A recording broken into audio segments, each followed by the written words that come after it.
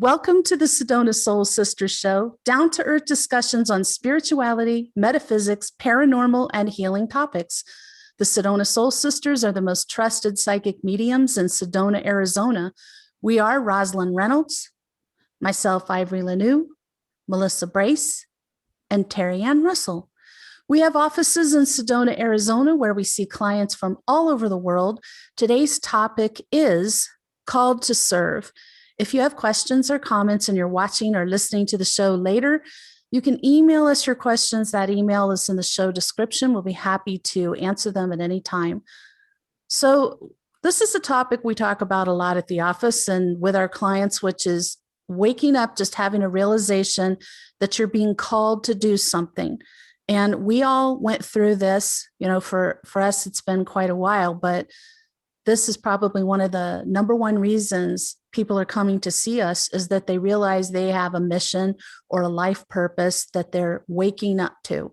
So who would like to talk about just what that means to them to be called to serve? Any thoughts on your own journey? I feel like, it's in my case, it was pretty unmistakable. And if I could have outrun it or or done something else, what I planned for my life was absolutely not this at all. But what are you going to do? I call it nagging, but my angels just literally nagged unmercifully. I thought, of course, my idea of unmercifully is that, of course, I'm thinking I want to do something else.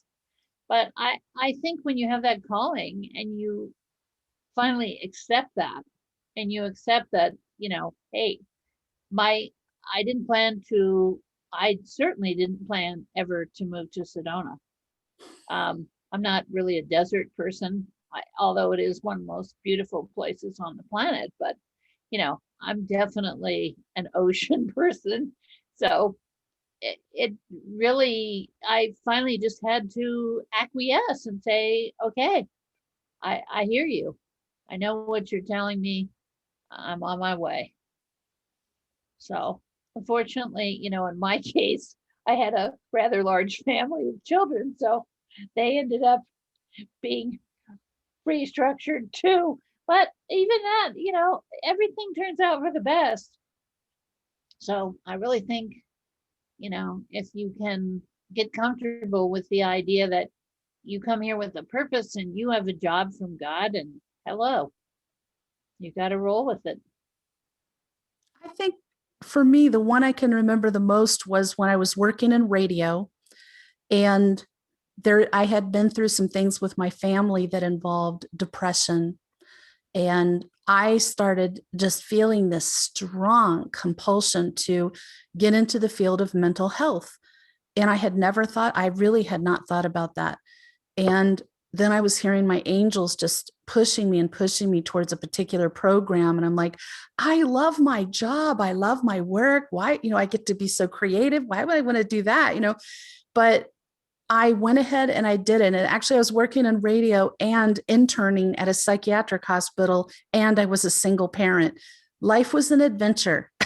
So it was a really hectic time, but that's how strong the pull was for me, that even though I didn't understand it, but I knew that it was more than just the inner push. I felt like I literally was hearing my angels telling me to take a specific course to get a degree in psychology and to go get a job and pursue a job at the psychiatric hospital, just all these things that would not have been my idea.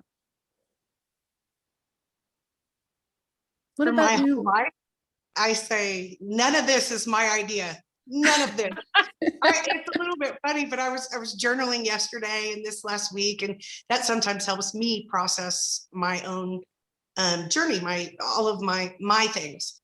And I just kept going, seeing all the connected dots right throughout my life. And mine started as a little baby kid that, I just would talk to the angel every couple of months in my room, and she would tell of great changes and of God. And then each step of my life was a different learning like a learning curve, like a different angle of learning. And I am right with Roz. I mean, just right there with you. Like, I really, even though I have little round legs, I personally would have liked to be a ballerina or something totally different than this. And some of the callings, you know, for being a medium throughout my life was, you know, when my boyfriend's brother got murdered right after we talked to him, like 10 minutes after we talked to him. And so I learned from that and growth and different callings. And I could never run either. I was writing in my journal this week, I want to run and hide from this still sometimes, because it's not an always, you know, a simple path. It's not easy or fun all of the time. And the call to service is not always as easy going as it looks, but in a lot of ways it's the best thing that's ever happened. And over there have been, you know, times where people would call me in and say, hey, you helped my cousin this way, can you please help me? And I just could never run from God in this world. And so I'm very grateful. But I think the callings come to us in so many funny, weird ways. And we don't always have to be, you know, have an office and have a card that says we're a psychic or using any of these words. The way that people have unfolded their service to the world, to God, to others, to humanity is just blows my mind sometimes, the way they help, you know, others help counsel people, nourish people, help people up off the ground, remind them that they're worthy. These things are just blow my mind and amazing to me in all the different ways of the world to serve. What's your thoughts on that, Terri-ann? I think it's true. You know, for me, my journey began with, well, 20 years ago when the boys were little, I was introduced to Reiki and I was drawn to it because I was brought up Catholic. But so they had laying of the hands. So for me, it was very natural, but I just didn't have time to invest. I had 3 babies under 3 years old and I was running. And then when Sophia was born, my daughter, sick, I was like forced back into this path. And if I wasn't going to follow this path, they were going to make sure that I did follow this path. So learning Reiki and helping to heal her was really like the first step for me, taking that step into spirituality. What was this gift that I was given and how could I use it to help her? And then from there, I went forward and I became more interested in the psychic part, the medium part, and those things. They were always there, but they were still like questioning, you know, is this really possible? Is this really happening? Am I seeing spirits? You know, all of these things that are involved with the ego aspect of it. So I think, like Melissa said, it is a path, like which way we're directed, or I think for me, my soul was always guiding me that way, but sometimes life just got in the way of that path. Does that make sense? Yes. Yes. Oh my God. Like I was just thinking as you ladies are talking, like this journey to get me to sit in Sedona Soul Sisters and do this business full time under my own name with my face out there for the public.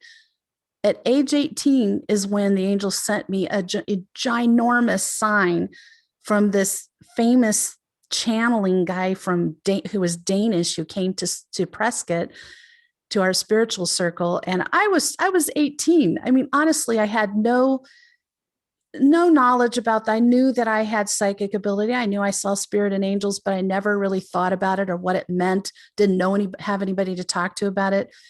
So I go to this meeting and he told me, you have 9 diamonds around your head. You're a powerful channel. You will do this for a living. And I was just like freaked. I remember being freaked out, and I looked up later, what does it mean to be a channel? And I asked around, I'm like, oh no, I want nothing to do with that. Nothing at all to do with that. And I ran. And then I got married really young and I had a child young. So my entire 20s were, you know, tied up in a chaotic marriage and raising my daughter. And I kind of came out of that. Once I was out of the chaos of that marriage is when I could clear my thoughts and start studying.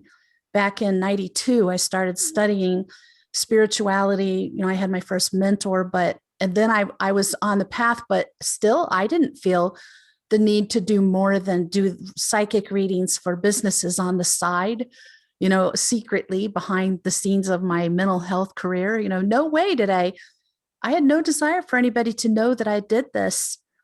So when that time came and my last relationship ended, and my angels are like, now you're moving to Sedona.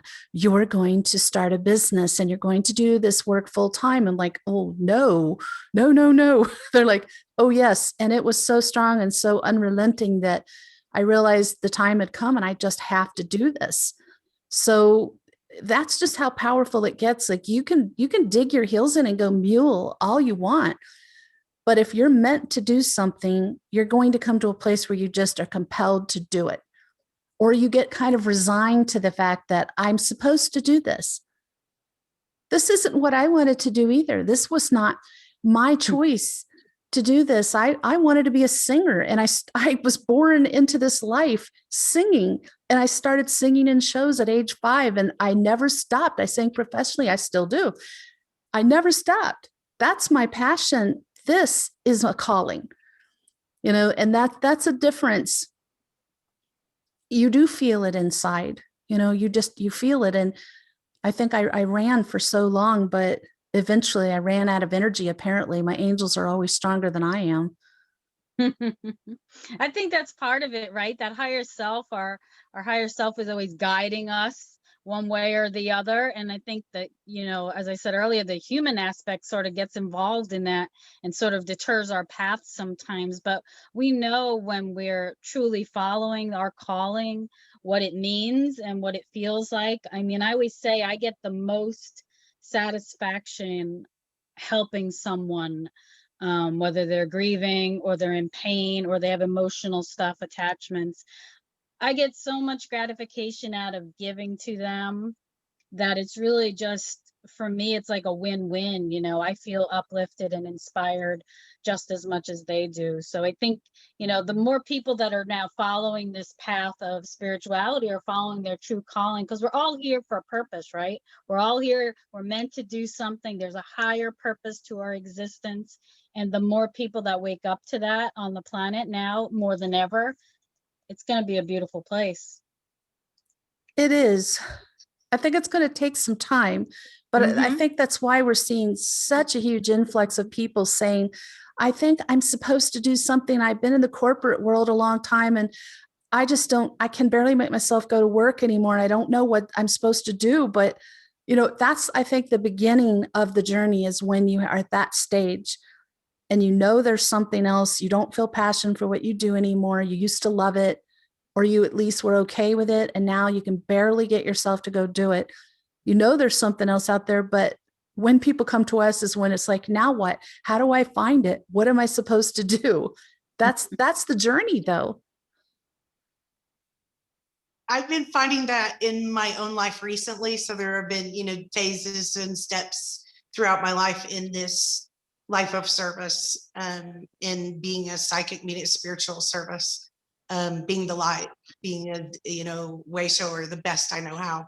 And I've been arguing with God a little bit lately, and I'm like, no, I don't really want to. I don't want to do that part. And in the last few years, I was pretty much extracted from different spaces and places where I had kind of slipped off. And you guys know I had surgeries and medical emergency for a really long time. It was just like, ugh. And then as I got through that, it was like, oh, by the way, God, the signs, the angels around me were saying, hey, by the way, you know about this. You should do this part. Ready? Push. And so I've been working on it, on my next mission, my next double mission in life, in my service path and my awakening and the world awakening. And man, it just makes me giggle because I personally have been so resistant in it in some ways, and the learning is so much fun and so good. Just like Terri-ann was saying, like it's some of the most fulfilling moments of your life when you can help another human being. And I've always said to help all of us heal our hearts and uplift our, you know, our souls is the purpose here for all of us. And it is the most fulfilling and most amazing thing. So like when Ivory, when you were answering those calls throughout your life, like to work in mental health and to help someone in this way, or coming into Sedona, which I have the same thing. I was called to Sedona a couple of times, and not once did I want to live here or do this. And then in the last year or so, I kind of went, oh, but that's where I belong because God said so. And I'm really grateful for it, but I couldn't always see it at first. And so it's been sort of like a little journey in navigating and learning and growing. And I'm so grateful for that too, because it makes me better at what I can give. All of these steps and stages in my life makes it me better in my service to others. And I'm seeing that in clients and people around us. They're finding their next purpose or their next piece come together like puzzle pieces in this. I think it's almost like a new phase for the whole world is how it feels to me.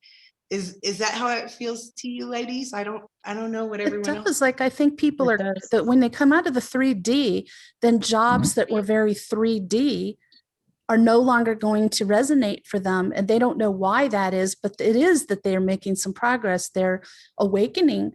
Their frequency must be rising, because I do think it has a lot to do with that. Like, I used to think, oh, and radio was so fulfilling because I was helping people with their businesses. I wrote a lot of commercials and voice commercials and got them more business and created events like bridal events and car shows and fun fashion shows and things. And it was really fun and helped the businesses. But there came a point, and it came right along with that phase into mental health, where I thought, I need to help people in a more deep, meaningful way.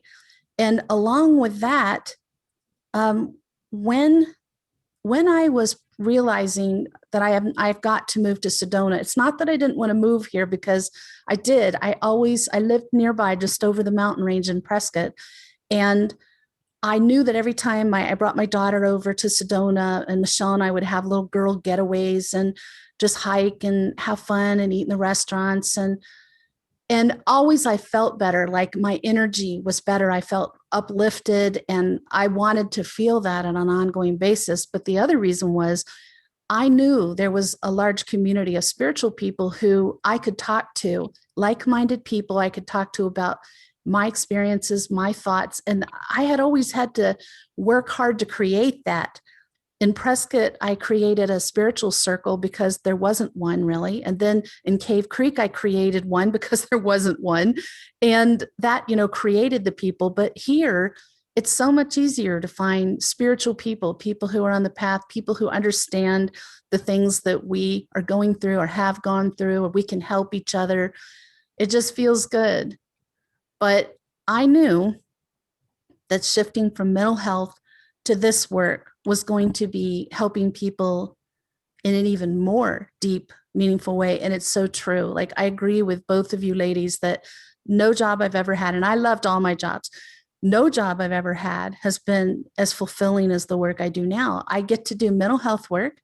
I still do a lot of marketing. So stuff that I did in radio, I still get to do here, but it's helping people find their path, helping people get their balance, helping people feel better about themselves, heal on all levels. I mean, I just can't even think of something I'd rather do. And when people talk about retiring, I can't really agree with that or understand that, because I don't hate my work. I don't dread it. I think I'd want to do this work in some capacity until I pass. That's how fulfilling it is. Yeah. And I think a lot of clients that I'm seeing, and I don't know about you ladies, but a lot of clients that I'm seeing, they're missing that spirituality aspect of their life. They've got the physical, they got the mental, the emotional, but they're missing something. And that's when they come into us and they're like, there's really something missing in my life. And what is it? And I feel like it's spirituality. I don't have that direct connection with myself or source, universe, God, whatever you call it. And so, missing that piece, we always feel like we're missing something in our lives. And when you can get that, on the same page, it's amazing how I always say, well, people say to me, oh, you're lucky. Your life has played out like so choreographed, but I'm like, it's not luck. I work at that, and I follow the guidance that I'm given, even if it's difficult. So I think for some people that they think we're psychics or mediums, that the information comes through and we're like, yeah, let's go and do it. And it's so the opposite, right? It's like, no, I don't want to. Sometimes that is true. I mean, we've talked about this, and it's people, if you haven't heard it before, your angels or your guides are going to instruct you to do things, to guide you to do things that you're reluctant to do, or you're not ready to do, or you've never even thought of. I mean, I've had so many instances of that.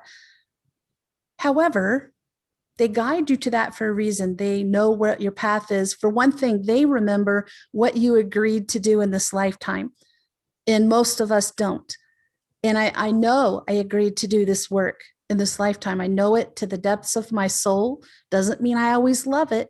It is challenging. It's a lifestyle, and it requires constant vigilance, and not everybody understands it or agrees with it. They can be harsh about it, but it still is why I'm here. I think all four of us, for sure, it's why we're here. So, when you have that knowledge about yourself, I mean, you can fight it all you want, but you made an agreement to come into this lifetime and achieve something, to help people in a certain way, to do something. And now you're supposed to do it. You don't have to. You can refuse to do it. There are people who do refuse their mission, their life purpose, their calling. It's all the same thing, whatever you want to call it.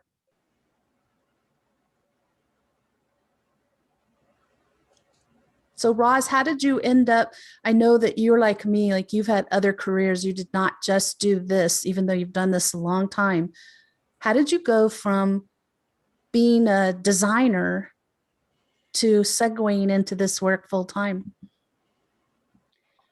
Well, as you can, I'm sure, acknowledge, what happens is when you're in those other careers, I still had people coming to me all the time needing help with unrelated issues to that particular career. So I do think, absolutely we're called to do this work. And interestingly, I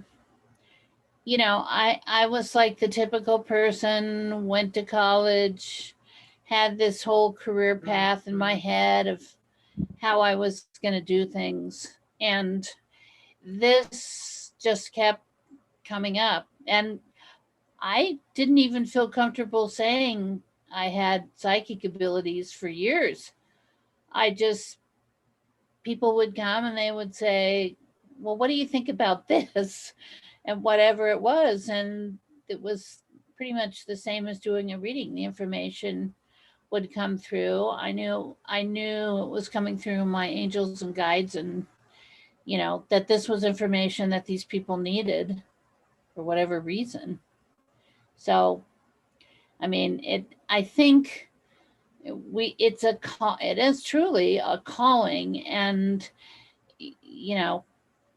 trying to stay in these other career paths just doesn't really work. As you know, Ivory. But it wasn't a waste of time. And it wasn't for you either, Roz, because we've talked about this, how sometimes people are like, wow, you ladies are so good with business and so good with marketing. That's so unusual in your profession. Well, I worked in radio. That, was all about marketing. I worked in mental health, which, I was in advisory, supervisory positions most of the time. I ran departments, so supervised doctors and pharmacists and counselors and psychiatrists. We've been in business, we've done marketing. So we brought those skills from those careers into this one, and it gave us huge legs up in getting our business built, keeping our business going. But I want to be really clear about something for you listeners, is we're not just talking about having a calling to work in the spiritual field. You might have a calling to get into the medical profession. You might have a calling to do humanitarian work or go work for a nonprofit or something anything that's helping people in a more profound way than you are now, or maybe helping people, period. I really think everything's helping people. If you're a mechanic at a garage, you're helping people be able to get to their jobs, have reliable transportation, but you might feel compelled to do something else. You might decide you want to be a healer later. I think that just kind of goes in steps, and a lot of people start as a healer or a massage therapist, which is a healer, and that kind of is a segue into becoming a psychic, getting into other aspects of the spirituality field. But it doesn't even have to be a calling to be a spiritual professional. We're not limiting ourselves to that. It's just that's our path. So we tend to focus on that because that's our experience. But it's any kind of calling you have that you feel pulled from your heart, or you're even hearing messages in your head from your angels and guides. And I think I have, for whatever reason, I seem to have a tremendous number of clients who are nurses, doctors, psychologists. I mean, that is still the same thing. That is, a healing modality. That they selected a specific path for that, but they do healing work. And healing, is not just about physiology and physical, it's a soul issue too. So, I really feel like, from the perspective of, feeling this desire and this, in my case, kind of compulsion to help people, it is greatly ironic. And I do find it funny when people say, wow, you have a degree in journalism and public relations. Why weren't you doing that? Well, that's what I thought I was going to do. But I do that. I still do that. I still help people with marketing, and I'm still helping. Mm-hmm. So I really feel like when we lay it all out, the truth of the matter is that, you do come here with gifts, and those gifts fall, in whatever range of abilities they land in, and you do feel that desire to see people be able to be successful and be happy at what is going on in their lives. So it's pretty powerful. Fear is one of the big things I think hold people back when they know they've got a calling and they're afraid. What if I can't find it? What if I'm not good enough? Who am I to do that? I went through that. I felt like that, like, okay, so, I see spirit and angels and talk to them, and I'm psychic, but who am I to be, a spiritual advisor to people? I think just about everybody goes through a phase of something like that. Whatever you're called to do, you wonder if you can do it, if you're going to be good at it, if you're going to be successful and helpful. But it requires stepping out on a limb. You have to take that leap of faith at some point to fulfill your calling. There's no way that you can't take a leap of faith of some level at some point. I agree. And one of the parts that I reflect on in my journey of service over the years is to take the lemons, the hard stuff, and kind of like come step up and be responsible for others, if that makes sense. Like, for instance, when I was a young person, I was stalked, hunted, and kidnapped, and violently abused stalked for years. And for a long time, I was extremely psychic and saw dead people and all kinds of, talked to my angels all the time. But I was so shut down and quiet. And, when you have suffering, it causes depression or oppression or all these different things. So I was real quiet, and I still do it. Ironically, I still do it now. in a repeat of some of that behavior that happened. But went, oh, I see what I can learn from being a victim of violent crime and being in strange places and learning in hard ways, very hard ways. So I can take that knowledge and that compassion and that healing and help others rise up. And one of my specialties is energy work, frequency work, healing and things like that. But it was I've always said it's the best thing. Wow, that that stalking and kidnapping and then it happened again and again. In the last, I got run out of Oklahoma again in the last couple of years. Like I'm still like death threats ringing in my ears. Not everybody certainly, but I just thought, how am I going to use this? How am I going to come up and open up to my light again, open the door again, and use this to help others and be responsible and only help others. So that's been part of my path to learn in real hinky ways. I could never be more grateful for it. And to learn how to have, compassion and truth and help others rise up out of their hard circumstances that we're not allowed to talk about. We're only silenced. If you have ever been a victim to any crimes, we're only silenced and blamed and things like that. Well, that's not what I'm going to do.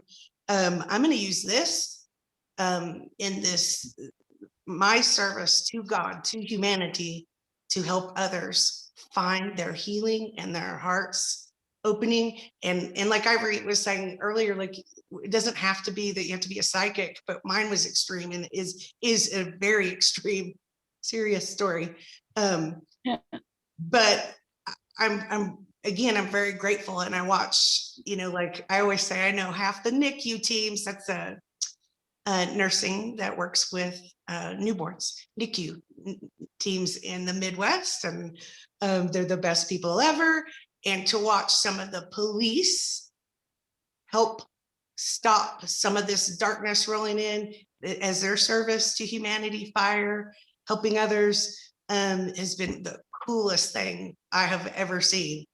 So to use some of those ugly pieces of the world to transform them into the journey of helping others in service, helping others heal their hearts, find their answers, find their truth, find their directions and purposes is really cool. Whatever that may be, whether it's football or being a psychic or whatever it is.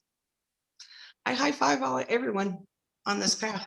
I'm glad you brought up the service, like policemen, firemen, ambulance drivers, all of these EMS people. That's absolutely a calling. And when people are drawn to a field like that for all the right reasons and they truly want to help people, you bet that's a calling. And I've known plenty of them. And total admiration. That also is a lifestyle, not a job. So I get it. One thing I think gets in the way too is past life. Past lives, when you have strong memories of what you did in past lives and you really loved it, it can get in the way when you're here to do something else in this lifetime. And I know that's what the singing thing for me has been. Yes, I've been a singer in other lifetimes. Yes, I love it so much, but that doesn't mean I was meant to do it as my primary career. So you can have something that you love and avoid doing your actual life purpose by focusing on something you did in a past life or past lives. Usually those things are things that bring you joy in this life. Mm-hmm. So you have to kind of just get comfortable with the idea that, in this life, it's meant to bring you joy, but it's not necessarily meant to be your purpose or your calling, or, it's a gift that you have. It's another gift. My friend Carl, who is an amazing musician in Prescott, he is the one who really drove that home for me because he played fiddle and guitar in a band that I sang in for a long time. And I remember I'm saying, Carl, you're amazing. Why don't you do this professionally? Because he's a nurse. He's retired now. And he said, I'm happy to do this because I love it. I just want to do it because I love it. And so he recognized, his mission, his calling was nursing, and he was really great at it and passionate, very kind, gentle soul. But he loves his music, and he still does a ton of that because of the pure joy. And that was a good eye opener for me, because I needed to be at peace with not being able to pursue singing to the level I wanted to, because I knew in my heart that wasn't why I was here in this lifetime, not my primary focus, though it's important. So I see that in so many people that I work with as they struggle. I don't know if I should do this or this. And when I say, well, you could do all those other things as a hobby, you don't have to give them up, but you don't have to do all this for a living. It seems to be like this little light bulb moment. Oh, yes. Okay. Me too. I gave away my Stratocaster when I was 22 because I felt it. I heard it like it was one or the other, one direction. And so background of piano, playing cello. I'm not the best singer on the whole planet, but lots of singing, and that's all I cared about. Colors, colorful. I cared about nothing else. And in this calling, I many times. So I'm always drawn to the musicians, the artists, the painters, the sculptors, the artists of the world. But yeah, the day I gave away my Stratocaster was I was 21 or 22 maybe, and of course I always that's one of my main passions is music. But here we go. That's when I opened the door and became, professional psychic medium. Man, that was a long time ago. It's really hard to pour yourself into more than one life purpose at a time. And that's why I think you have to follow it's even hard to pour yourself into one. I mean, it can be really all absorbing. You have to decide, what are you truly being called to do? What do you know in your heart that you're supposed to do? And then the other things are a hobby, and do it as you can in the ways that you can. I as you guys know, you've been in my flex room at my house. I've got 15 musical instruments in there, and I have no plans to give any. And now I have Roz's guitar. No plans to give any of them up, except Roz's guitar if she wants it back. But I don't think that's going to be a career for me again. It's not going to be my focus, because I know I can't do justice to this work if my focus is too pulled in other directions. And the world is at this critical turning point. We talked about this, Roz, you were away for a minute, but we were talking about how at this time, so many people are waking up to having a calling. I think they're just pulled away from those 3D jobs to something higher. And what if It's a good thing. to use the passions and the beauty, the pieces, the other pieces that do not fall into our main job or career or parts? Like, what if we're supposed to sing in the car, be old ladies and sing in the car with your boyfriend or in the shower? Or what if we're supposed to go for walks and take pictures, of zillion pictures of the sky that you just can't ever get over the beauty of the sky and the flowers and the world? What if we're supposed to use those to enhance our lives? I don't think we've all I haven't caught on to it all the time myself personally, but what if we're supposed to use those to bring in and enhance our joy, our laughter, our fun? Because sometimes in a life of service, we can get really serious, name me, very serious. And it gets overwhelming a little bit and ridiculous. And then it gets a little lopsided when you're so serious. You have to do it just one way. And what if we're supposed to use those pieces of in our connection with our soul families and soul tribes of the beauty? And Ivory, you cook like nobody else. Like that, to me, that's an art too. What if we're supposed to use these pieces of us for the fun part, the laughter, and infuse joy in our service walk? Now I feel like that's kind of shifting and changing for people, the beauty of this world. What do I do like nobody's business? Cook. Cook? That's what I Yeah, thought you you said. just feel like it's no big deal. That's my least favorite thing and not my art. And I try and I try. And sometimes I can pull off things, but Ivory's like, yes, I made. And she'll come out with this giant, like gourmet thing. And she's like, here, have a bite. And I'm like, what? That's artistic. That's in your soul. That's like a nourishment. That's part of your gift to humanity. That's part of your beauty. It's a gift to myself because I know the ingredients in it that way. But I do agree with you, Melissa. Like, I know for me, you really started me thinking, talking about using those other things. I can only say for myself, like the singing, the playing instruments. I do that to just raise my frequency, to bring joy to myself, to calm myself down, get balanced. It's meditative for me. I'll take my harp out on my front porch and play it for a couple of hours. My neighbors love that, but for me to be outside playing my harp, that's like the epitome of relaxation for me. And I know that that's important for me. Or I'll go in and just sit at my keyboard and play for a couple of hours and completely lose track of time. It's definitely meditative. So that's why I'm always telling people meditation isn't always sitting, in a yoga position and no, it can be a lot of things. So what do you think some advice we can give people who are feeling like they're called to serve in some capacity? What would be a piece of advice we have to give them? One of the things that I do every day that helps me, and no one has to be like me or act like me, but one of the things that works every single time for 30 something years is I ask God, the light, the universe, source, whatever words you use, and my guides and guardian angels to show me how I can help today and stay in balance and learn and grow in smooth and gentle ways. So how can I help today? And then the right people come. And I'm sometimes surprised in my own world, like where I go, whoa, I never thought of that perspective, or that I never knew that I liked that, or I never knew that I could do this. And it will show up. So it might not be in 12 seconds, but it keeps me balanced and focused in the direction of service in good ways every day. Any other thoughts on advice for people waking up to having a calling? I just think listen to your heart.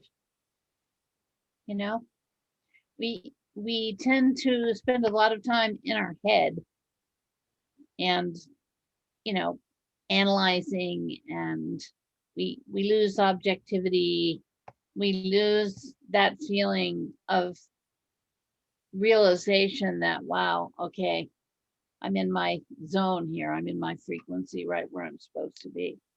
So I think, finding balance between what your head is coming up with, the everlogical and analytical approach to everything, but what your heart is feeling is really important. I would tell people, take your eye off the goal. Don't try to think your way. You cannot think your way to your calling. It's more about opening up, allowing yourself to open up to what you're being guided to. Notice the messages you hear in your head. Notice the signs that you're given, whether it's a push to talk to a person or take a class or go to some place or join a group. There's something for you to be gained out of everything that you feel that little inner push to do. And sometimes we're given very clear opportunities too. So be prepared to walk through those. That's also part of opening yourself and a preparation to find your calling, is to be aware and open to opportunities and prepared to maybe be a little scared and nervous, but take that big gulp and to walk through that doorway that's open to you. It's if you may not get it again, or it could be a long time before it's presented to you again. So I think that's the fastest way to just bump right into your calling. It's easy for me to say, like, you can do it, just go for it. But even when you're feeling really scared or other people are like hating you, or remember sometimes the light affects people when we change.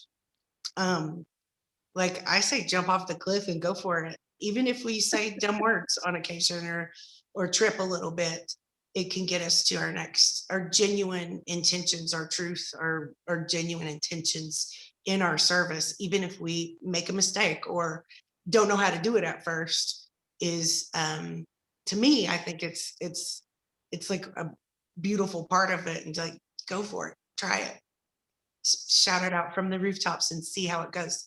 And then you get better as you go along.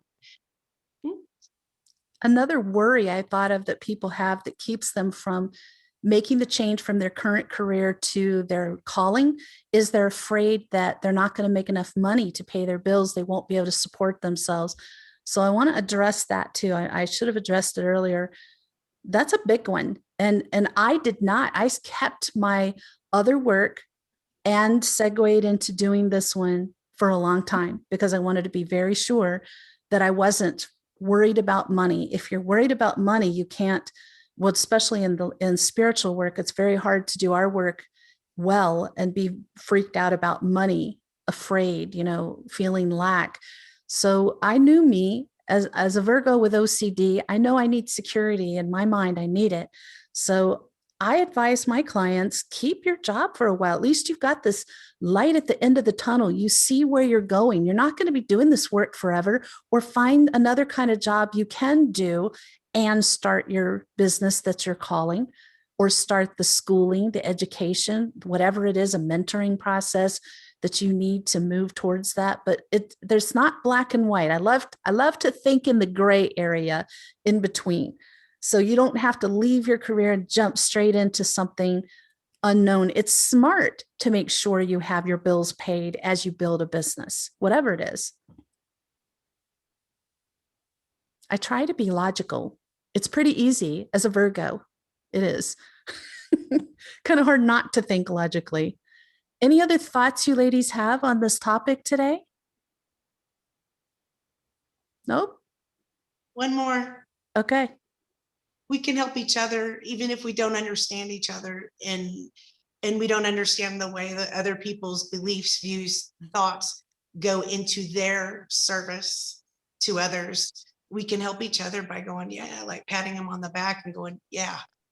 And it's almost like holding out our hands to the other, like Ivory was talking about, the kindred spirits and the other service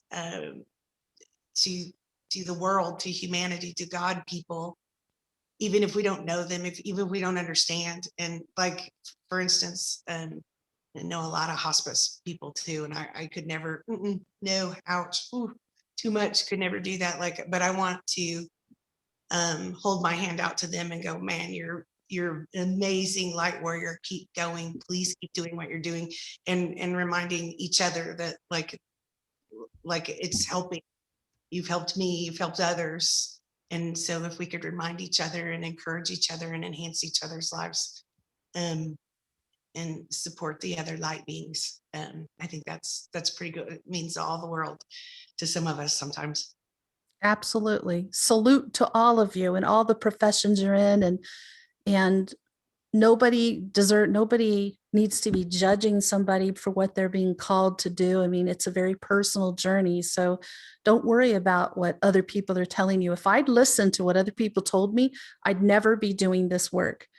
I come from a very conservative family who wigged out when I left the field of mental health. I really freaked them out. They thought I was throwing my life away. They could not understand why I'd go into this work. And now they're some of my biggest cheerleaders. So, I think that you just have to do what you're being called to do. And you have to trust God, and your angels are taking you where you're meant to be. And all the humans, they're not necessarily where you are on your path. And if they're not at a high enough vibration, they're not going to understand what you want to do at all. That's not going to make sense to them, but it doesn't matter, because this is not about anybody else but you. I'm sure, if you have family, if you've got a spouse, if you've got children involved in the process, yes, they need to be taken into consideration.